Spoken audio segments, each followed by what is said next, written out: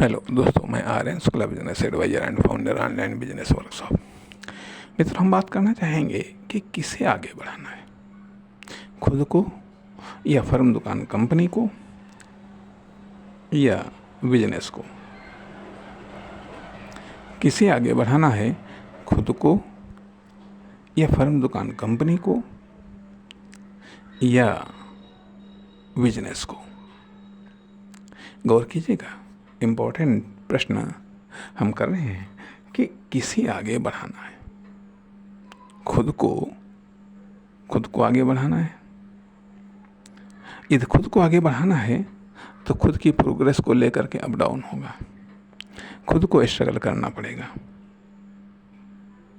खुद को मेहनत करनी पड़ेगी, खुद को एक्टिविटी बढ़ानी पड़ेगी, खुद को प्रोडक्टिविटी और क्रिएटिविटी बढ़ानी पड़ेगी।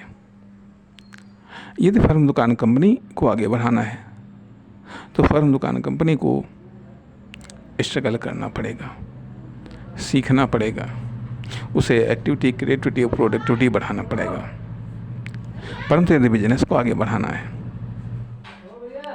तो बिजनेस के लिए एक्टिविटी, प्रोडक्टिविटी, क्रिएटिविटी बढ़ाना पड़ेगा, स्ट्रगल करना पड़ेगा, मेहनत करना पड़ेगा, सीखना पड़ेगा। आखिर का पर्पस क्या है, किसे आगे बढ़ाना है, उसी के अकॉर्डिंग आप व्यवस्था करेंगे, उसी के अकॉर्डिंग अरेंजमेंट करेंगे, उसी के अकॉर्डिंग आप मैनेजमेंट करेंगे, उसी के अकॉर्डिंग साधन और संसाधनों की आप व्यवस्था करेंगे। बढ़ाना किसको है, ये भी संभव है। ये तीनों चीज़ें एक साथ में होती हैं। ये तीनों चीज़ें एक साथ में होती हैं। कभी